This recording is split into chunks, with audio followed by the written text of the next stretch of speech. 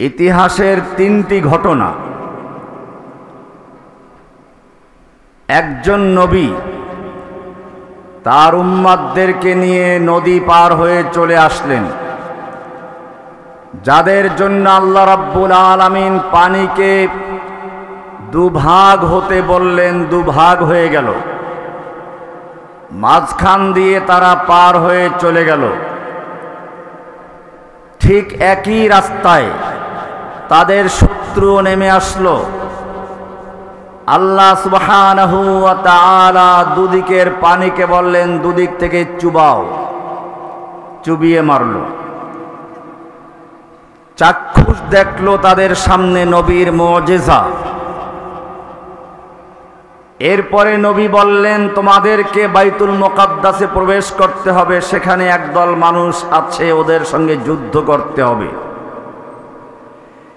যেই লোকগুলো একটু আগে আল্লাহর সাহায্য প্রত্যক্ষ করলো, সরাসরি আল্লাহর সাহায্য প্রাপ্ত হয়ে নিজেরা নদীর মাঝখান দিয়ে চলে আসলো, দুই দিকে পানি দাঁড়িয়ে আছে। তারা আরো দেখলো তাদের শত্রুকে কিভাবে চুবিয়ে মারা হলো। সেই লোকগুলো বলল, ইযহাব আনতা ওয়া রাব্বুকা ফাকাতিলা ইন্না হাহুনা কাঈদুন। তুমি আর তোমার রব গিয়ে যুদ্ধ করো, আমরা এখানেই বসে পড়লাম। আল্লাহ রাব্বুল আলামিন সেই জাতিকে, যেহেতু তারা বলল আমরা বসে পড়লাম, এই ময়দানে তাদেরকে 40 বছর পর্যন্ত ঘুরপাক খাওয়াইছেন। আর এক জাতি, ইমাম হুসাইন রাদিয়াল্লাহু তাআলা আনহু, এই আশুরার মাস, মুহররমের মাস, অনেক গল্পই আপনারা শুনেছেন। কেন ইমাম হুসাইন রাদিয়াল্লাহু তাআলা আনহু মদিনার থেকে বের হলেন? কারণ ইয়াজিদ ক্ষমতায় বসে সর্বপ্রথম যে পত্র লিখেছিল তা ছিল অনতি বিলম্বে দুইজন লোককে বায়াত দিতে হবে, একজন ইমাম হুসাইন আর একজন আব্দুল্লাহ বিন জুবায়ের। আব্দুল্লাহ বিন জুবায়ের রাদিয়াল্লাহু তাআলা আনহু আমিরে মুআবিয়া রাদিয়াল্লাহু তাআলা আনহুর মৃত্যুর খবর শুনে, ইয়াজিদের খলিফা হওয়ার খবর শোনা মাত্র তিনি মদিনা ছেড়ে মক্কায় চলে গেছেন। ইমাম হুসাইন রাদিয়াল্লাহু তাআলা আনহু মদিনায় ছিলেন। রাতের বেলায় মদিনার গভর্নর তাকে ডাকলো, ইয়াজিদের পত্র পড়ে শোনালো, এক্ষুনি আপনাকে বায়াত দিতে হবে, নতুবা গর্দানটা উড়ে যাবে। মারওয়ান ইবনুল হাকাম সেখানে বসে আছে। ইমাম হুসাইন বললেন, এরকম চুপচাপ অন্ধকারে আমার মতো লোকের পক্ষে বায়াত দেওয়া সম্ভব নয়, আমাকে ভাবতে হবে, আলোচনা করতে হবে। মারওয়ান বলল, গর্দানটা এখনই উড়িয়ে দাও। ইমাম হুসাইন বললেন, আমাকে রাত্রটা পর্যন্ত শুধুমাত্র চিন্তা করতে দাও। গভর্নর রাজি হলো। রাতের বেলায় তিনি স্ত্রী সন্তান পরিবার নিয়ে মদিনা ছেড়ে মক্কায় চলে গেলেন। কুফার লোকেরা জানতে পারল ইমাম হুসাইন ইয়াজিদকে বায়াত দেন নাই, তিনি মক্কায় চলে এসেছেন। পত্র লেখা শুরু করলো, আপনি ঠিক কাজ করেছেন, বায়াত করেন নাই। ঠিক, আমাদের কিছু অনুসারী আছে ঠিক বলে চিৎকার মারে, স্লোগান দিতেও কম দেয় না। আজকে তোমাদের হয়তো কষ্ট লাগবে কথাগুলো শুনতে, কিন্তু ভালো করে বোঝার চেষ্টা করো কেন বলছেন এগুলো। ইমাম হুসাইন রাদিয়াল্লাহু তাআলা আনহু মক্কায় চলে গেলেন। ওই লোকগুলো কুফার থেকে পত্র লিখতে শুরু করলো, আপনি ঠিক কাজ করেছেন, ঠিক, আমরা আপনার সঙ্গে আছি, আপনি চলে আসুন। একটা দুটো নয়, হাজার হাজার পত্র এসে ইমাম হুসাইনের দরবার ভরে যাচ্ছে। হাজার হাজার পত্র স্তূপ হয়ে যাচ্ছে। ইমাম হুসাইন রাদিয়াল্লাহু তাআলা আনহু পরীক্ষা করার জন্য নিজের আপন চাচতো ভাই মুসলিম ইবনে আকিলকে পাঠালেন, যাও গিয়ে অবস্থাটা যাচাই করো।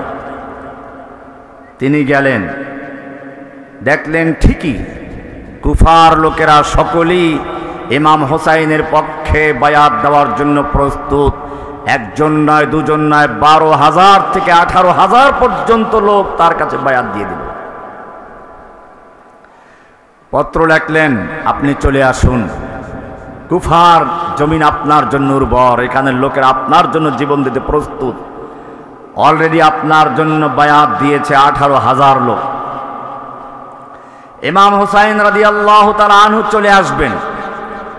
বিজ্ঞ সাহাবায়ে কেরাম বললেন, আপনি ওখানে যাবেন না, ওরা আপনার আব্বাকে হত্যা করেছে, আপনার বড় ভাইয়ের সঙ্গে গাদ্দারি করেছে, যার ফলে তিনি আপনার আব্বার মেম্বারে আমিরে মুআবিয়াকে বসিয়ে খেলাফত তার হাতে দিয়ে দিয়েছে। আপনি যাবেন না, আপনাকেও তারা হত্যা করবে। ইমাম হুসাইন যাওয়ার জন্য প্রস্তুত। এত পত্র, এত চিঠি, এত বায়াত, শেষ পর্যন্ত তারা বললেন, বিশেষ করে ইবনে আব্বাস রাদিয়াল্লাহু তাআলা আনহু, আপনি যদি যান তাহলে কমপক্ষে স্ত্রী সন্তানদেরকে রেখে যান, আপনি একা চলে যান। তিনি সকলকে নিয়ে রওনা করলেন। এদিকে ইয়াজিদ, কুফার তৎকালীন গভর্নর ছিলেন নোমান ইবনে বশির রাদিয়াল্লাহু তাআলা আনহু, একজন বিশিষ্ট সাহাবী, যার হাতে হয়তো ইমাম হুসাইনকে হত্যা করা সম্ভব ছিল না। ইয়াজিদ তাকে সেখান থেকে অপসারণ করল। তার জায়গায় খুনি, স্বৈরাচারী, স্বেচ্ছাচারী ওবায়দুল্লাহ ইবনে জিয়াদকে নিয়োগ করা হলো। ওবায়দুল্লাহ বিন জিয়াদ মাত্র 18 জন, কোন বর্ণনায় 500 জন, সর্বোচ্চ 500 জন, সর্বনিম্ন 18 জন, 16 জন সঙ্গী নিয়ে রাতের বেলায় ইমাম হোসাইনের বেশভূষা ধরে কুফায় প্রবেশ করলেন। কুফার লোকেরা মনে করলে ইমাম হোসাইন আগমন করছেন, শুভেচ্ছা স্বাগতম জানালো, ফুলের শুভেচ্ছা জানালো। ওবায়দুল্লাহ বিন জিয়াদ সোজা গভর্নর হাউজে গিয়ে প্রবেশ করলো। এরপরে লোকদেরকে ডাকালো, আজকে রাতের মধ্যে ইয়াজিদকে বায়াত দিবেন অথবা গর্দানগুলো ফেলে দিবেন। যদি সর্বোচ্চ 500 লোক ধরা হয় তার সঙ্গে, তাদের কাছে তখন যে অস্ত্র ছিল সেই অস্ত্রগুলো কি? রাইফেল, AK-47, বোমা ছিল, কি ছিল? তলোয়ার। এই 18,000 লোক যারা ইমাম হুসাইনকে বায়াত দিয়েছিল তাদের হাতে কি ছিল? তলোয়ার ছিল। একটু যদি তারা সোচ্চার হতো, যুদ্ধ করত, এই ইয়াজিদের বাহিনী যারা এসেছে ওবায়দুল্লাহ বিন জিয়াদের সঙ্গে কেটে কচুকাটা করে ভাসিয়ে দেওয়া যেত। তারা তা করল না, বায়াত উদ্যোগ করলে ইয়াজিদকে বায়াত দিয়ে দিল। এমনকি যেই মুসলিম ইবনে আকিলের হাতে বায়াত দিয়েছিল, এখন তাকে জায়গা দেওয়ার মতো কেউ নেই। শহরের বাইরে এক জায়গায় গিয়ে ক্লান্ত তৃষ্ণার্ত অবস্থায় এক ঘরে দরজা নক করলেন, বুড়ি দরজা খুলে দিল।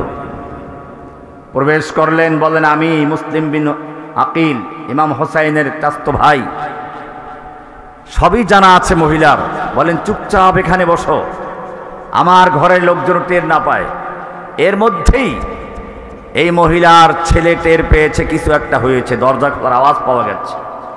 বলল, মা কি হয়েছে? কে এসেছে? বলে না, কেউ না। বলে না, কেউ একজন এসেছে। বের হয়ে আসলো, দেখলো মুসলিম ইবনে আকিল বসে আছেন।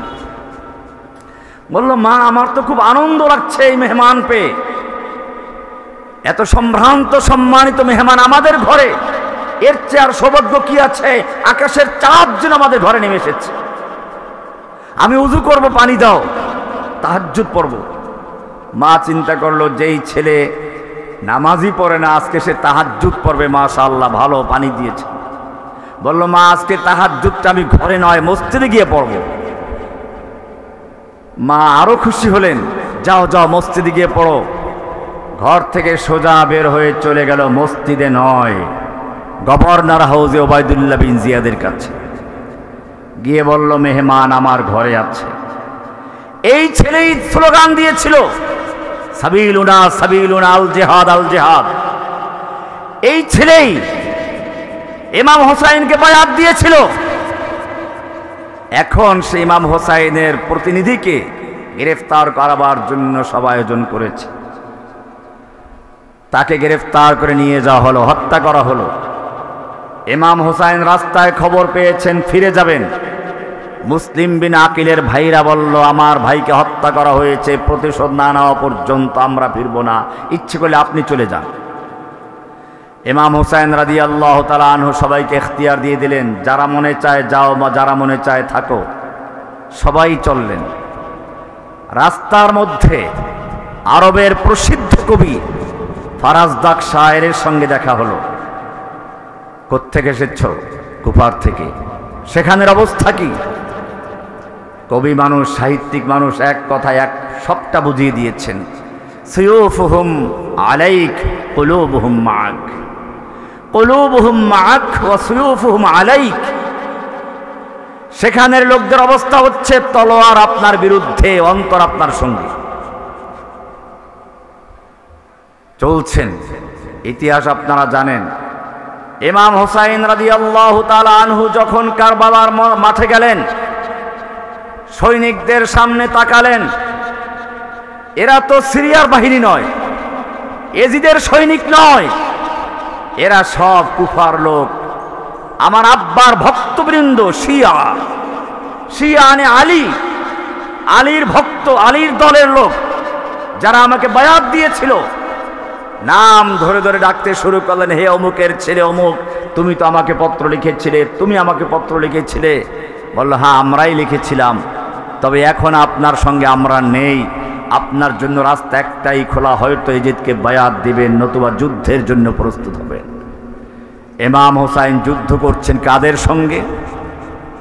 তারই ভক্তবৃন্দের সঙ্গে, তারই শিয়াদের সঙ্গে। শিয়া মানে হলো ভক্ত, অনুসারী। তারই শিয়াদের সঙ্গে ইমাম হোসাইন রাদিয়াল্লাহু তাআলা আনহু যুদ্ধ করলেন, জীবন দিলেন। আমার প্রশ্ন হচ্ছে, এই ভক্তরাই তো তাকে দাওয়াত দিয়েছিল।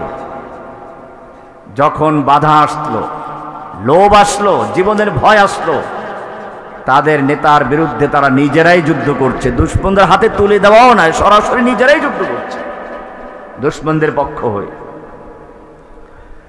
তৃতীয় আরেকটি ঘটনা, তাদের নবী তাদের সঙ্গে চুক্তিবদ্ধ হয়েছিলেন, মদিনায় যতদিন থাকবেন তাদেরকে নিরাপত্তা দিবেন, রসুলকে নিরাপত্তা দিবেন। বদরের যুদ্ধ হয়েছিল একটা ঘটনার প্রেক্ষিতে। বের হয়েছিলেন একটা ব্যবসায়ী দলকে আক্রমণ করার জন্য, কিন্তু এখন একটা সশস্ত্র যুদ্ধের সম্মুখীন হচ্ছেন। আল্লাহর নবী সাহাবীদের নিয়ে পরামর্শে বসলেন। মুহাজির সাহাবায়ে কেরাম যারা নবীর সঙ্গে মক্কা থেকে হিজরত করেছেন, তারা দাঁড়িয়ে বলছেন, আমরা যুদ্ধ করতে প্রস্তুত আছি, সাবিলুনা সাবিলুনা, আল জিহাদ আল জিহাদ। আল্লাহর নবী বারবার জিজ্ঞেস করছেন, আরো পরামর্শ দাও, আরো বলো। আনসারদের বুঝতে বাকি রইল না যে আল্লাহর নবী আমাদের মতামত চাচ্ছেন, কারণ আমাদের সঙ্গে চুক্তি হচ্ছে মদিনায় তাকে সাহায্য করব, তার নিরাপত্তা দিব, মদিনার বাইরে নিরাপত্তা দেওয়ার কথা নয়। নিশ্চয়ই আমাদের মতামত জানার চেষ্টা করছেন। আনসারদের লিডার সাহাবী দাঁড়িয়ে বলছেন, ইয়া রাসূলুল্লাহ, আমরা আপনার প্রতি ঈমান এনেছি, আল্লাহর রসুল বলে আপনাকে স্বীকার করেছি, আপনার হাতে বায়াত গ্রহণ করেছি, ইসলাম গ্রহণ করেছি। আপনি যদি আমাদেরকে উত্তাল সমুদ্রে ঝাঁপ দিতে বলেন, আমরা ঝাঁপ দেওয়ার জন্য প্রস্তুত আছি। আমরা আপনার সামনে থাকবো, পিছে থাকবো, ডানে থাকবো, বামে থাকবো, ততক্ষণ পর্যন্ত আমাদের একটা লোকের দেহের সাথে রূহ থাকবে, ততক্ষণ পর্যন্ত দুশমনদের কোনো তীর আপনার দেহে লাগতে পারবে না। তিনটা ঘটনা হলো। আল্লাহ রাব্বুল আলামিন এই তৃতীয় গ্রুপকে সাহায্য করেছেন। বদরের যুদ্ধ মাত্র 313 জন। ইব্রাহিম হুয়া সাম্মাকুমুল মুসলিমিন। এই যদি অবস্থা হয়, তাহলে এই জাতি যাদের একজন নবী আছেন, যেই নবীকে উদ্দেশ্য করে আল্লাহ বলেছেন, লাকাদ কানা লাকুম ফি রাসূলিল্লাহি উসওয়াতুন হাসানা, তোমাদের জন্য রাসূলের মধ্যে রয়েছে উত্তম আদর্শ। সেই নবীর উম্মতেরা যখন গণতন্ত্র আছে, সমাজতন্ত্র আছে, রাজতন্ত্র আছে, যখন যেটা সয়লাভ চলে তখন সেদিকে দৌড় দেয়। এই জমিনে দিন কায়েম হতে হলে করতে হবে আল্লাহর নবীর তরিকায় না আব্রাহাম লিঙ্কনের তরিকায়? আল্লাহর নবীর তরিকায় নাকি কার্ল মার্কস, লেনিন, মাও সেতুংয়ের তরিকায়? আল্লাহ নবীর তরিকায় গণতন্ত্র আছে, সমাজতন্ত্র আছে, রাজতন্ত্র আছে। যখনই পৃথিবীতে কোনো একটা মতবাদ মাথা চাড়া দিয়ে ওঠে, একদল লোক তাড়াতাড়ি সেটাকে ইসলামাইজেশন করার জন্য পাগল হয়ে যায়। এটা ছাড়া উপায় নেই। সমাজতন্ত্র আসলো, একদল আলেম কিতাব লিখে ফেললো আল ইশতিরাকিয়াতু বিল ইসলাম, ইসলামের সমাজতন্ত্র। কারণ সমাজতন্ত্রে ব্যক্তি মালিকানা স্বীকার করে না, ইসলামেও সমস্ত মালিকানা আল্লাহর, মানুষের কোনো মালিকানা নেই। আসলো গণতন্ত্র, একদল মানুষ গণতন্ত্রকে ইসলামাইজেশন করার জন্য পাগল হয়ে গেল। আর গণতন্ত্রকে ইসলামাইজেশন করতে গিয়ে, গণতান্ত্রিক আন্দোলন করতে গিয়ে আস্তে আস্তে করে রাসূলের সুন্নাহ থেকে সরে গেছে। শুধু সরেই যায় নাই, আল্লাহর নবী যুদ্ধ করেছেন, জিহাদ করেছেন, জীবনের 27টা যুদ্ধের কমান্ডার দায়িত্ব পালন করেছেন। সেই জিহাদকে পর্যন্ত অস্বীকার করা হচ্ছে। মনে রাখতে হবে, ইসলামের কয়েকটা ধাপ ছিল। প্রথম ধাপে ইসলাম বলেছে সবর করো, মার খাও, প্রশিক্ষণ নাও, ফাসবির, সবর করো। আল্লাহ নবীকে সবর করতে বলা হয়েছে। মক্কার জীবনে এভাবেই চলে গেছে, মদিনার জীবনে চলে গেলেন। এবারে আল্লাহ রাব্বুল আলামিন যুদ্ধের অনুমতি দিলেন। উযিনা লিল্লাযীনা ইউকাতালুনা বিআন্নাহুম যুলিমু। আল্লাহ রাব্বুল আলামিন তাদেরকে যুদ্ধের জন্য অনুমতি দিয়েছেন। যারা মাজলুম হয়েছে, যাদের বিরুদ্ধে যুদ্ধ করা হচ্ছে, আক্রমণ করা হচ্ছে, এবারে তাদেরকে যুদ্ধের অনুমতি দেওয়া হলো। অনুমতি, ফরজ করা হয় নাই। এরপরে কিছুদিন পরে তৃতীয় ধাপে চলে আসলো।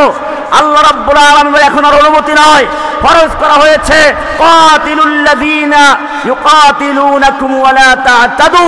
তোমরা ওদের বিরুদ্ধে যুদ্ধ করো, যারা তোমাদের উপর আক্রমণ করছে, যুদ্ধ করছে, তবে সীমা লঙ্ঘন করো না। ওদের নারীদেরকে, শিশুদেরকে, বুড়া মানুষদেরকে হত্যা করো না, ওদের ধর্মযাজকদেরকে হত্যা করো না। খবরদার, সীমা লঙ্ঘন করবে না। তৃতীয় ধাপ চলে আসলো। এবারে চতুর্থ ধাপে চলে আসলো। যখন মুসলিমরা পূর্ণাঙ্গ শক্তি অর্জন করলো, প্রস্তুতি সম্পন্ন হয়েছে, আল্লাহ সুবহানাহু ওয়া তাআলা এবারে হুকুম দিয়ে দিলেন কাতিলুল্লাযীনা লা ইউমিনুনা বিল্লাহি ওয়ালা বিল ইয়াউমিল আখির ওয়ালা ইউহাররিমুনা মা হারামাল্লাহ ওয়ালা ইয়াদীনুনা দীনাল হক মিনাল্লাযীনা উতুল কিতাবিল আখির আয়া। যুদ্ধ করো তাদের বিরুদ্ধে যারা আল্লাহর প্রতি ঈমান রাখে না, পরকাল বিশ্বাস করে না, যারা আল্লাহর হারামকৃত জিনিসকে হারাম বিশ্বাস করে না, যারা আল্লাহর দেওয়া আইনকে মানে না, এমনি ভাবে যারা আল্লাহর বিধানকে পরিবর্তন করে, আল্লাহর হুকুমকে যারা অমান্য করে, তাদের বিরুদ্ধে যুদ্ধ করো। কাতিলুহুম হাত্তা লা তাকুনা ফিতনা। ওদের বিরুদ্ধে যুদ্ধ করো যতক্ষণ পর্যন্ত ফিতনা চিরতরে নির্মূল না হয়। এই যুদ্ধ আল্লাহর রাসূল নিজে করেছেন, আল্লাহ নিজে যুদ্ধ করেছেন। কোরআন পরিষ্কার বলছে ফালাম তাকতুলুহুম ওয়ালাকিন্নাল্লাহা কাতালাহুম। তোমরা তাদেরকে হত্যা করো না। বদর যুদ্ধে যে কাফেরদেরকে হত্যা করা হয়েছে, আল্লাহ বলছেন ফালাম তাকতুলুহুম, তোমরা ওদের হত্যা করোনি, ওয়ালাকিন্নাল্লাহা কাতালাহুম, বরং আল্লাহ ওদেরকে হত্যা করেছে। ওমা রামাইতা ইয রামাইতা ওয়ালাকিন্নাল্লাহা রামা। আপনি যখন নিক্ষেপ করেছিলেন, ধুলা মেরেছিলেন, ওদের অন্ধ করে দিয়েছিলেন, সেটা আপনি করেন নাই, আল্লাহ করেছেন। আল্লাহ যুদ্ধ করেন, আল্লাহ নবী যুদ্ধ করেছেন। কোরআন পরিষ্কার বলছে ফাকাতিল ফি সাবিলিল্লাহি লা তুকাল্লাফু ইল্লা নাফসাক। যদি একজন লোক আপনার সঙ্গে না থাকে, আপনি যুদ্ধ চালিয়ে যান। ওয়াহারিদিল মুমিনিন, মুমিনদেরকে উৎসাহিত করুন। কোরআন আরো বলছে ইয়া আইয়ুহান নাবিয়্যু জাহিদিল কুফফারা ওয়াল মুনাফিকিনা ওয়াগলুজ আলাইহিম। হে নবী, আপনি কাফের এবং মুশরিকদের বিরুদ্ধে, মুনাফিকদের বিরুদ্ধে যুদ্ধ করুন। ওয়াগলুজ আলাইহিম, ওদের বিরুদ্ধে কঠোর হন। হুকুম দিয়েছেন কে? আল্লাহ বলছেন শুধু আল্লাহই যুদ্ধ করছেন না, নবী যুদ্ধ করছেন না, এবারে যুদ্ধ করছেন সকল নবীরা। ওয়া কাআইয়িম মিন নাবিয়্যিন কাতালা মাআহু রিব্বিয়ুনা কাসীর। অনেক নবীরা যুদ্ধ করেছেন, তাদের সঙ্গে আল্লাহওয়ালারা যুদ্ধ করেছেন। ফামা ওয়াহানু লিমা আসাবাহুম ফি সাবিলিল্লাহি ওয়ামা দাউফু ওয়ামা ইসতাকানু। সেই নবীরা এবং তাদের সঙ্গে যারা আলেম ওলামা, আলেম বুজুর্গরা ছিলেন, পীর মাশায়েখ ছিলেন, তারা যুদ্ধ করেছেন। আল্লাহর রাস্তায় যুদ্ধ করতে গিয়ে তারা দুর্বল হন নাই, হীনমন্য হন নাই, অসহায় হন নাই, তারা আল্লাহর ভরসা করে যুদ্ধ চালিয়ে গেছে। সব নবীরা যুদ্ধ করেছে। যুদ্ধ করা শুধু ইসলামে আছে তাই না। আমি যদি বলি নামাজ যেরকম ফরজ, নামাজের শুরু থেকে শেষ পর্যন্ত যতগুলো কাজ আছে সবগুলো কোরআনে নেই। কিন্তু যদি বলি জিহাদের বিষয়, কিতাবের বিষয়, শুরু থেকে শেষ পর্যন্ত সবগুলো কোরআনে আছে। নামাজের যেমন উযু আছে, কোরআনে আয়াত আছে, ইযা কুনতুম ইলাস সালাতি ফাগসিলু ওয়ুজুহাকুম ওয়া আইদিয়াকুম, উযু করে নাও। ঠিক তেমনি ভাবে জিহাদের উযু আছে, ওয়াইদু লাহুম মাসতাতাতুম মিন কুওয়া ওয়া মির রিবাতিল খাইল। তোমরা যারা আল্লাহর রাসূলকে ভালোবাসো, আল্লাহ নবীর দ্বীনকে জীবিত করতে চাও, কেবল মনে মনে আশা করলেই চলবে না। আল্লাহ বলছেন ওয়াইদু লাহুম মাসতাতাতুম মিন কুওয়া, তোমরা তোমাদের দুশমনদের বিরুদ্ধে যুদ্ধ করার জন্য শক্তি অর্জন করো, কুওয়া অর্জন করো। আমির রিবাতিল খাইল, ঘোড়া প্রস্তুত রাখো। ঘোড়ার কথা উল্লেখ করেছেন। আমির রিবাতিল খাইল তুরহিবুনা বিহি আদুওয়াল্লাহি ওয়া আদুওয়াকুম, যার মাধ্যমে তোমরা তোমাদের দুশমনদেরকে এবং আল্লাহর দুশমনদেরকে ভয় দেখাবে, ভীত সন্ত্রস্ত করে রাখবে। আল্লাহ তাআলা আরো বলছেন ওয়ালাউ আরাদুল খুরুজ লা আ'আদ্দু লাহু উদ্দা, যদি সত্যিকার অর্থে এই লোকগুলো আল্লাহর দ্বীনের জন্য যুদ্ধ করার প্রস্তুতি, যুদ্ধ করার জন্য রাজি থাকতো, বের হওয়ার ইচ্ছা থাকতো, অবশ্যই তারা প্রস্তুতি গ্রহণ করত। আল্লাহ তাআলা প্রস্তুতি নিতে বলেন, উযু হয়ে গেল এটা। এবারে কাতার সোজা করা, নামাজের কাতার সোজা করা সম্পর্কে সরাসরি আয়াত না থাকলেও যুদ্ধের ময়দানের কাতার সোজা করা সম্পর্কে কয়েকটা আয়াত আছে। ইন্নাল্লাহা ইউহিব্বুল্লাযীনা ইউকাতিলুনা ফী সাবিলিহি সাফফান কাআন্নাহুম বুনয়ানুম মারসুস। হে নবী, অনেকেই জিজ্ঞেস করে আমরা ভালোবাসবো আল্লাহকে, আল্লাহর ভালোবাসা কি করে পাবো? আপনি তাদেরকে জানিয়ে দিন, ইন্নাল্লাহা ইউহিব্বুল্লাযীনা ইউকাতিলুনা ফী সাবিলিহি সাফফা, নিশ্চয় আল্লাহ ভালোবাসেন ওই সমস্ত লোকদেরকে যারা আল্লাহর রাস্তায় যুদ্ধ করে, সাফফান কাতারবন্দি হয়ে। কেমন কাতার? কাআন্নাহুম বুনয়ানুম মারসুস, একদিকে মার খেলে আর একদিকে পালাবে, একদিকে বোম ফুটলে আর একদিকে পালাবে, একদিকে গুলি চললে আর একদিকে পালাবে, না এরকম না। কাআন্নাহুম বুনয়ানুম মারসুস, সীসা গলা প্রাচীরের মতো। সীসা গলা প্রাচীর বলেছেন, ইটের প্রাচীর বলেন নাই। ইটের প্রাচীর যদি একদিকে ধাক্কা মারা হয় ভেঙে যাবে, আর একদিক দাঁড়িয়ে থাকবে। কিন্তু সীসা গলা প্রাচীর পুরোটা একটা দেয়াল, হয়তো ভেঙে পড়লে পুরোটা পড়বে, টিকে থাকলে পুরোটাই টিকে থাকবে। আল্লাহ তাআলা তাই বলেছেন, ইন্নাল্লাহা ইউহিব্বুল্লাযীনা ইউকাতিলুনা ফী সাবিলিহি, নিশ্চয় আল্লাহ ভালোবাসেন ওই সমস্ত লোকদেরকে যারা আল্লাহ রাস্তায় যুদ্ধ করে কাতারবন্দি হয়ে। কেমন কাতার? কাআন্নাহুম বুনয়ানুম মারসুস, যেন তারা সীসা গলানো প্রাচীর, ইটের প্রাচীর নয় যে একদিকে বাড়ি মারলে ভেঙে যাবে আর একদিক দাঁড়িয়ে থাকবে। কাআন্নাহুম বুনয়ানুম মারসুস, কাতার পাওয়া গেল। এবারে তাকবীরে তাহরিমা, নামাজের তাকবীরে তাহরিমায় হাত কোন পর্যন্ত উঠাতে হবে এইটা কোরআনে নাই বলি হাদিসে কয়েক রকম আছে, ইখতিলাফ হয়ে গেছে। কোন ইমাম বলেছেন কাপ পর্যন্ত, কোন ইমাম বলেছেন কান পর্যন্ত। হানাফি মাযহাবে কান পর্যন্ত, অন্য ইমামদের মত হচ্ছে কাপ পর্যন্ত। কিন্তু যুদ্ধের ময়দানে আপনি হাত কোন পর্যন্ত উঠাবেন কোরআনে স্পষ্ট করে বলছে, ফাইদা লাকিতুমুল্লাযীনা কাফারু, যখন যুদ্ধের ময়দানে কাতারবন্দি দাঁড়ালে, এখন তোমাদের সামনে কাফের দাঁড়িয়ে গেছে, ফাইদা লাকিতুমুল্লাযীনা কাফারু ফাদরবার রিকাব, ওদের গর্দান উপরে মারতে থাকো, গর্দান পর্যন্ত হাত উঠাও। হাত উঠানো পাওয়া গেছে। এবারে বলছে রুকু সেজদা লাগবে না। অদরিবু মিনহুম কুল্লা বানান, ওদের প্রত্যেকটা জোড়ায় জোড়ায় ওদের পিটাও। জোড়ায় জোড়ায় পিটে ওদের শক্তি দুর্বল করে দাও। ফাইদা আসখানতুমুহুম, এবারে তাশাহুদে বসা হলো, যখন বসে পড়লো ফাইম্মা ফাসুদ্দুল ওয়াসাক, ভালো করে বান্ধ, রশি দিয়ে পিঠ মরা করে বান্ধ। বদরের যুদ্ধে বান্ধা হয়েছিল। মুসআব ইবনে উমাইরের ভাই উবাইদ ইবনে উমাইর, মক্কার ধনীর আদরের দুলাল, বদরের যুদ্ধে বন্দী হচ্ছে। সাহাবায়ে কেরাম পিঠ মরা করে বাঁধছেন। তখন তার ভাই মুসআব ইবনে উমাইর, যিনি মদিনায় সর্বপ্রথম হিজরত করেন, এই লোক যখন হিজরত করে তখন তার পরনের লুঙ্গি ছাড়া সব কাপড় চোপড় রেখে দেওয়া হয়। এই সেই সাহাবী যে সকালে একটা পোশাক পরতো, বিকেলে আর একটা পোশাক পরতো, কিন্তু হিজরত করে গেলেন খালি হাতে। মৃত্যুর পরে যখন তাকে শহীদ অবস্থায় পাওয়া গেল, শহীদের মাসলা হচ্ছে তার পরনের কাপড় দিয়ে তাকে কাপড় দিতে হবে, নতুন কাপড় দেওয়া হবে না। এখন যখন তার শরীরের কাপড় দিয়ে পা ঢাকা হয়, মাথা খুলে যায়, মাথা ঢাকা হয়, পা খুলে যায়। আল্লাহর রাসূলকে জিজ্ঞেস করা হলো, বললেন মাথার দিকটা ঢেকে দাও, পায়ের দিকটা ইজখির ঘাস দিয়ে ঢেকে দাও। এই সাহাবী যখন দেখলেন তার ভাইকে বান্ধা হচ্ছে, ভাই দেখলো মুসআব বিন উমাইরকে, ডাক দিল, মুসআব তোমার লোকের আমাকে বাঁধছে, একটু ওদেরকে বলো না যেন না বাঁধে। মুসআব বিন উমাইর ডাক দিয়ে বলেছিলেন, আরে তুই আমার কিসের ভাই? আমার ভাই তো তারা যারা তোমাকে বাঁধছে, ওকে ভালো করে বাঁধো। ওর মা বড় ধনী মানুষ, অনেক টাকা দিয়ে মুক্তিপণ দিয়ে ছাড়াতে আসবে। কোরআনের আয়াত নাজিল হয়ে গেছে, লা তাজিদু কওমান ইউমিনুনা বিল্লাহি ওয়াল ইয়াউমিল আখির ইউআদ্দুনা মান হাদ্দাল্লাহা ওয়া রাসূলা, যারা ঈমানদার, আল্লাহকে বিশ্বাস করে, পরকালে বিশ্বাস করে, লা তাজিদু কওমান, এইরকম যারা ঈমানদার তুমি তাদেরকে কখনোই দেখতে পাবে না, ইউআদ্দুনা মান হাদ্দাল্লাহা ওয়া রাসূলা, তারা আল্লাহ এবং আল্লাহর রাসূলের দুশমনদেরকে আবার ভালোবাসবে। ওয়ালাউ কানু আবাহুম, হোক না সে নিজের আপন পিতা। পিতা পুত্র যুদ্ধের ময়দানে সামনাসামনি হয়েছে।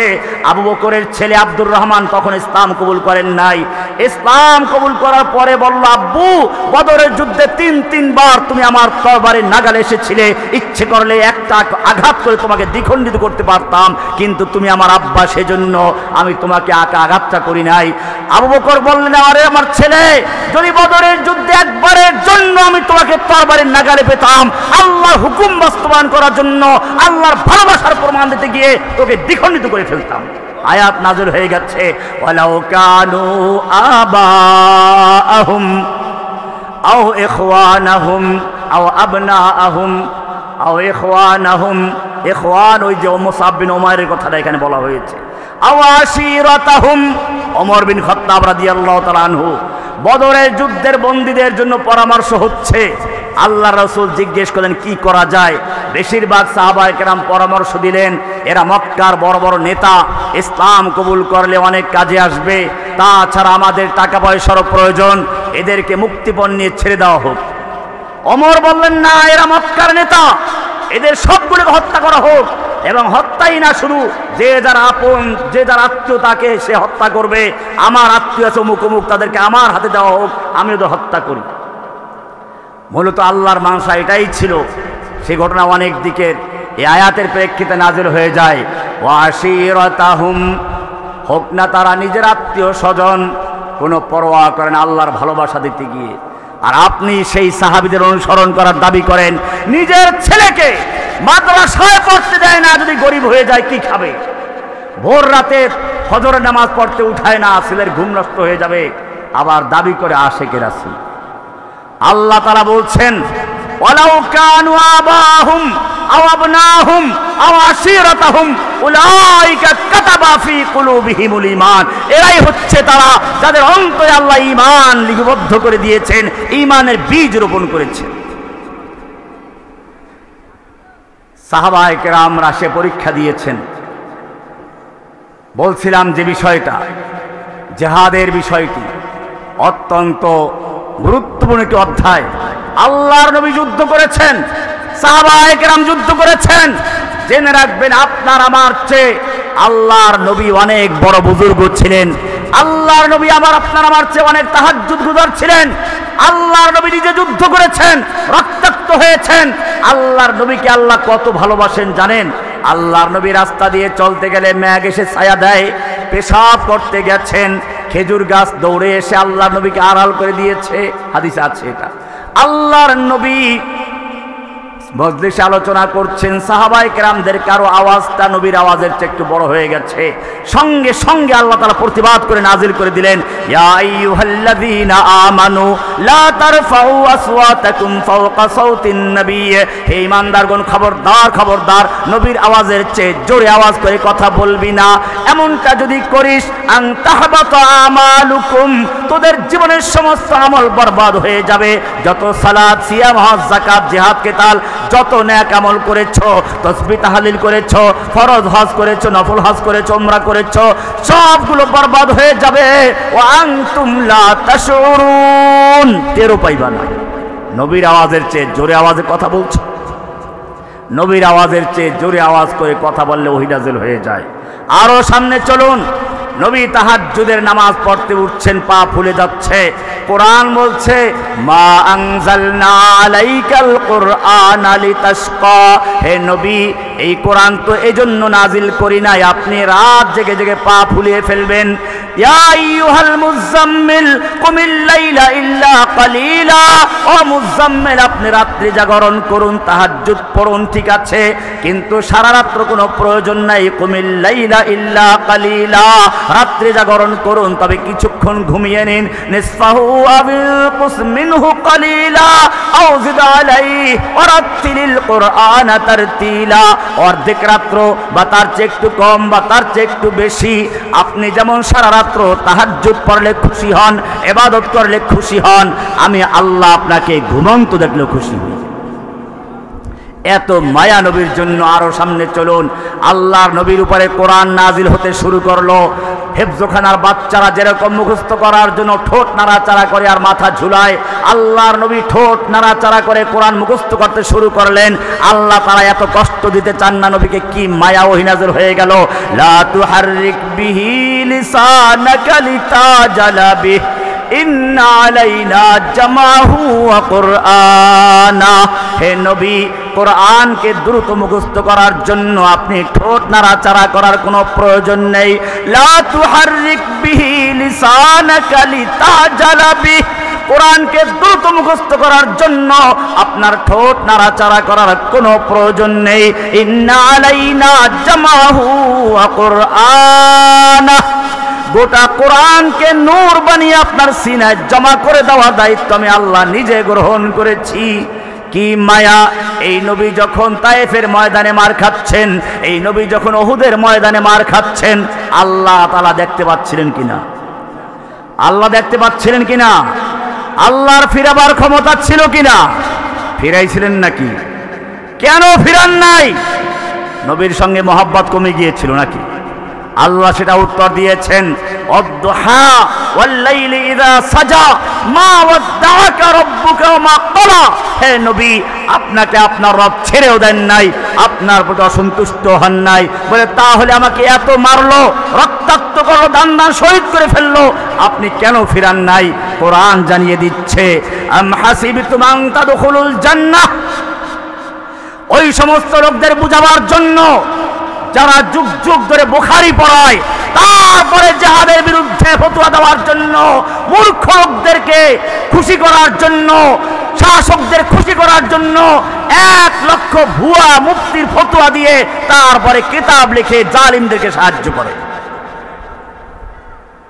আল্লাহ তাআলা বলছেন ওই মূর্খদের শিক্ষা দেওয়ার জন্য, আম হাসিবতুম আন তাদখুলুল জান্নাতা ওয়ালাম্মা ইয়াতিকুম মাসালুল লাযীনা খালাউ মিন ক্বাবলিকুম মাসাতহুমুল বাসাউ ওয়াদ-দাররাউ ওয়া যুলজিলু আম হাসিবতুম, তোমরা কি মনে করেছো আন তাদখুলুল জান্নাতা, খুব সহজে জান্নাতে প্রবেশ করে যাবে, ওয়ালাম্মা ইয়াতিকুম মাসালুল লাযীনা খালাউ মিন ক্বাবলিকুম, আর তোমাদের কাছে ওই সমস্ত বিপদ আপদ মুসিবত আসবে না যা এসেছিল তোমাদের আগের লোকদের প্রতি, মাসাতহুমুল বাসাউ ওয়াদ-দাররাউ ওয়া যুলজিলু, কঠিন দুর্যোগ, কঠিন কঠিন ক্ষুধা, কঠিন বিপদ আপদ, দুশমনদের চতুর্দিক থেকে আক্রমণ, ভূমিকম্পের ন্যায় আক্রমণ আসলো। হাত্তা ইয়াকুলার রাসূলু ওয়াল্লাযীনা আমানু মাআহু মাতা নাসরুল্লাহ, এমনকি এক পর্যায়ে আল্লাহর রাসূল নিজে এবং তার সঙ্গীরা বলতে বাধ্য হলেন, মাতা নাসরুল্লাহ, আল্লাহর সাহায্য আর কবে আসবে? আমরা তো নিঃশেষ হয়ে গেলাম, ধ্বংস হয়ে যাচ্ছি। এমন এক কঠিন অবস্থায় পতিত হলেন স্বয়ং রাসূল এবং তার সঙ্গীগণ। এরপরে আল্লাহ তাআলা বলছেন, আলা ইন্না নাসরাল্লাহি করিব, আল্লাহর সাহায্য কাছেই আছে। এরকম একটা অবস্থা আল্লাহ নবীর সামনে তৈরি হয়েছেন, যাতে করে কিয়ামত পর্যন্ত কোন ওলি, কোন বুজুর্গ, কোন শাইখুল হাদিস, কোন মুফতি একথা বলতে না পারে জিহাদের কোনো প্রয়োজন নেই, যুদ্ধ করার প্রয়োজন নেই, আমরা গণতান্ত্রিক প্রক্রিয়ায় কুফফারদের সঙ্গে মিলেমিশে ইসলাম কায়েম করে ফেলব। মনে রাখতে হবে, আল্লাহর নবী যখন মক্কায় দাওয়াত দেওয়া শুরু করলেন, প্রথম দিকে কাফেররা একভাবে বাধা দিয়েছিল। এরপরে তারা দেখলো যে না, এইভাবে বাধা দিয়ে পারা যাবে না। এবারে শান্তির প্রস্তাব নিয়ে আসলো, মুহাম্মদ আসো, তুমি তো আমাদেরই লোক, আমরা মিলেমিশে চলি, কেন যুদ্ধ মারামারি আর এই ঘৃণা বিদ্বেষ ছড়াও? আমরা আপোষে মিলেমিশে চলবো। আসো, তুমি যদি নেতৃত্ব চাও, তোমাকে নেতৃত্বের মুকুট পরিয়ে দেওয়া হবে। তুমি যদি সুন্দরী নারী বিয়ে করতে চাও, তাহলে তোমাকে মক্কার সবচেয়ে সুন্দরী মেয়ে বিয়ে দেওয়া হবে। যদি ব্যবসায়ী হতে চাও, মক্কার সবচেয়ে বড় ব্যবসায়ী বানিয়ে দেওয়া হবে। একটা কথা মানতে হবে, তাওহীদের দাওয়াত, লা ইলাহা ইল্লাল্লাহ বন্ধ রাখতে হবে। আল্লাহর রাসূল সাল্লাল্লাহু আলাইহি ওয়াসাল্লাম উত্তর দিলেন, ওহে মক্কার নেতারা, শুধু এইগুলো নয়, যদি আসমানের সূর্যটা এনে আমার এক হাতে তুলে দেওয়া হয়, আসমানের চন্দ্র আমার এক হাতে তুলে দেওয়া হয়, কাল মুহূর্তের জন্য আমি তাওহীদের দাওয়াত দেওয়া বন্ধ করব না। এরপরে দ্বিতীয় প্রস্তাব, তাহলে ঠিক আছে, আসো, তোমার ইবাদত আমরা 1 বছর করব তোমার রবের, তুমি আমাদের দেবদেবীর পূজা 1 বছর করবে। আল্লাহর নবী ইচ্ছে করলে ক্ষমতার হাতে নিতে পারতেন। কোরআন বলল না, এইবার আপনি জানিয়ে দিন, কুল, আপনি বলে দিন, ইয়া আইয়ুহাল কাফিরুন, কুল ইয়া আইয়ুহাল কাফিরুন, হে নবী ওই মক্কার লোকদেরকে বলে দিন, আল কাফিরুন, ও কাফেরের দল। এতদিন বলেছে কাফারু, কাফারু বললে মোটামুটি ফিরে আসার সুযোগ ছিল, ফেল, হুদুস ও তাজাদ্দুদ, কাফারু ফিরে আসার সম্ভাবনা থাকে। কিন্তু যখন আল কাফিরুন নাম হয়ে যায়, একটা লোক 1 দিন 2 দিন চুরি করে, আপনি বললেন লোকটা চুরি করে, চোর বলেন নাই, কিন্তু চুরি করতে করতে এক সময় তার নাম হয়ে যায় কি? চোর।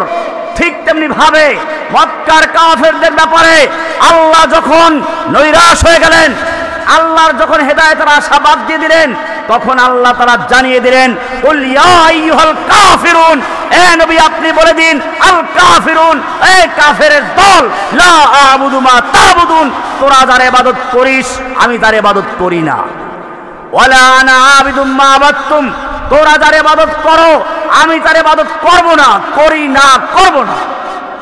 পরিষ্কার করে দিলেন, লাকুম দীনুকুম ওয়ালিয়া দীন, তোদের ধর্ম তোদের, আমার ধর্ম আমার, আমার দিনের সঙ্গে তোদের ধর্মের কোনো মিল নেই। ইসলাম একটা স্বতন্ত্র দিন, এখানে কোনো আপোষ সভার কোনো সুযোগ নেই। হয়তো ইসলাম মানতে হবে পুরোটা, নতুবা আপনি অন্য দলে চলে গেছেন। আপনার ঘরের দরজায় যদি একজন অর্ধেক ঢুকে আছে আর অর্ধেক বাইরে, আপনি ভাই বেটা বেহুদা, হয়তো পুরাটা ঢুকবি নইলে বের হয়ে যা, অর্ধেক ভিতরে বাইরে চলবে না। আল্লাহ করে বলছেন, ইয়া আইয়ুহাল্লাযীনা আমানু দুখুলু ফিস-সিলমি কাফা, হে ঈমানদারগণ খবরদার ইসলামে প্রবেশ করো পরিপূর্ণভাবে। অর্ধেক মানবা, মসজিদে গিয়ে আল্লাহর কালাম দিয়ে, কোরআন দিয়ে নামাজ পড়বা, আর আদালত চলবে ব্রিটিশের আইন দিয়ে, আর রাজনীতি করবে গণতন্ত্র দিয়ে। উদখুলু ফিস-সিলমি কাফা, তোমাদের জন্য কি নবীর আদর্শ যথেষ্ট নয়? আলাইসা লাকুম ফি রাসূলিল্লাহি উসওয়াতুন হাসানা, নবীর মধ্যে কি তোমাদের উত্তম আদর্শ নেই? আব্রাহাম লিঙ্কনের তোমাদের গণতন্ত্র, আবার অপর দিকে ব্রিটিশ আইন দিয়ে আদালত চলছে, আবার মসজিদে গিয়ে কোরআনের বিধান দিয়ে নামাজ পড়ছে। উদখুলু ফিস-সিলমি কাফা, পরিপূর্ণভাবে প্রবেশ করো। আল্লাহ নবীর সাহাবীরা সেটাই করেছিলেন, সাধারণ বিষয় আপোষ করেন নাই। যদি বাংলার জমিনে এই জাহিলিয়াতকে মোকাবেলা করতে হয়, যদি সত্যিকার অর্থে এই সমস্ত বর্বরতার মোকাবেলা করতে হয়,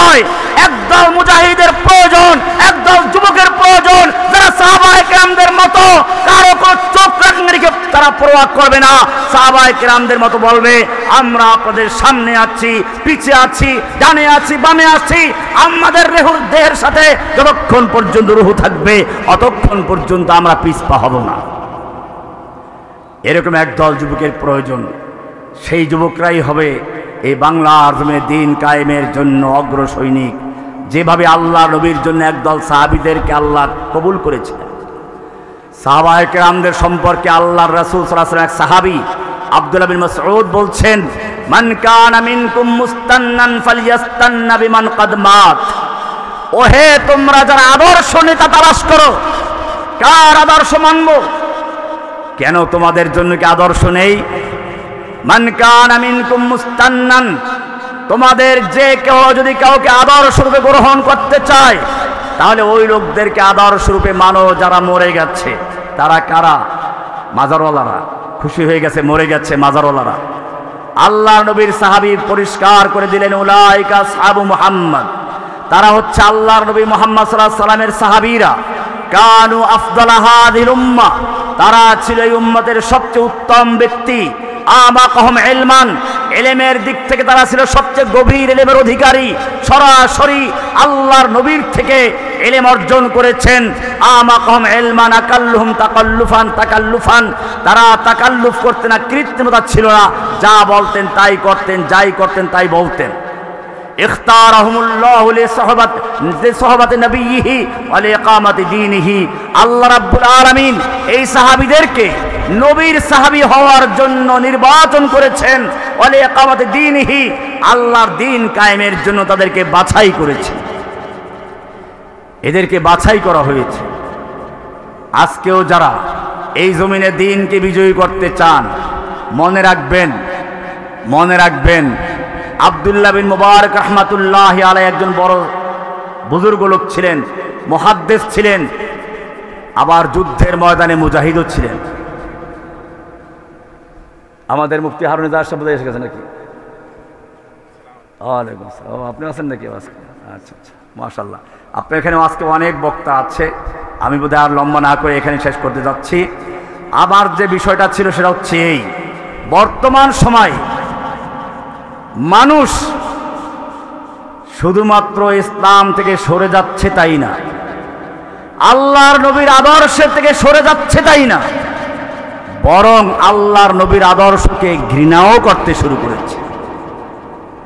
যেই জিহাদের মাধ্যমে আল্লাহর নবী দ্বীনকে বিজয়ী করেছিলেন, যেই জিহাদের মাধ্যমে বদরে বিজয় এসেছিল, মক্কা বিজয় হয়েছিল, যেই জিহাদের মাধ্যমে বর্তমান যুগেও তালেবানরা বিজয় লাভ করেছেন, একদল মানুষ গণতন্ত্রের সাথে মিলেমিশে গণতন্ত্রকে ইসলামাইজেশন করতে গিয়ে, গণতন্ত্রে প্রচার করতে করতে এখন নবীর সুন্নাহ জিহাদকে ভুলে গেছে। শুধু ভুলে গেছে তা না, জিহাদের বিরোধিতাও শুরু করেছে। সেজন্য মনে রাখতে হবে, আল্লাহর নবীর মধ্যেই আল্লাহ কামিয়াবি রেখেছেন। আল্লাহর নবী কি বলেছেন? লাকাদ কানা লাকুম ফি রাসূলিল্লাহি উসওয়াতুন হাসানা, নবীর মধ্যেই রয়েছে উত্তম আদর্শ। সুতরাং আসুন, আল্লাহর নবীর যে আদর্শ, সে আদর্শের মধ্যে গণতন্ত্র নেই, সে আদর্শের মধ্যে সমাজতন্ত্র নেই, সে আদর্শের মধ্যে রাজতন্ত্র নেই, সে আদর্শের মধ্যে আছে দাওয়াত, ইবাদত, হিজরত, জিহাদ, কিতাল, এগুলো আছে। আমরা মক্কার জীবনকেও যদি অনুসরণ করি, আমি শুরুতে বলেছিলাম আল্লাহর নবী সাল্লাল্লাহু আলাইহি ওয়াসাল্লাম সর্বপ্রথম তাওহীদের দাওয়াত পেশ করেছেন। মানুষের অন্তরের থেকে মূর্তি ভেঙে তাওহীদের বীজ রোপণ করেছেন। যদি বাংলার জমিনে দ্বীনকে বিজয়ী করতে হয়, যদি নব্য জাহিলিয়াতের মোকাবেলা করতে হয়, আমাদেরকে ইনশাআল্লাহ সেই সাহাবায়ে কেরামদের মতো আল্লাহর নবীর দ্বীনের জন্য দাঁড়াতে হবে, জীবনকে বাজি রাখতে হবে, প্রয়োজনে যুদ্ধের ময়দানে ঝাঁপিয়ে পড়তে হবে। এটাই হবে ইনশাআল্লাহ আমাদের জন্য সময় উপযোগী পদক্ষেপ। আল্লাহ রাব্বুল আলামিন আমাদের সকলকে বিষয়গুলোকে বুঝার এবং আমল করার তৌফিক দান করুন, আমিন। ওয়া আখিরু দাওয়ানা আলহামদুলিল্লাহি রাব্বিল আলামিন। আসসালামু আলাইকুম ওয়া রাহমাতুল্লাহি ওয়া বারাকাতুহু। আলহামদুলিল্লাহ, হযরত অত্যন্ত মূল্যবান বল। আমরা কেউ না উঠি ভাই, আমাদের প্রধান মেহমান যিনি চট্টগ্রাম থেকে আগত হুজুর চলে আসতেছেন। আমরা সারাদিন সারা রাত ওয়াজ শুনছি, দোয়া না করে আমরা কেউ যাবো না, সবাই দোয়া করে যাবো সারা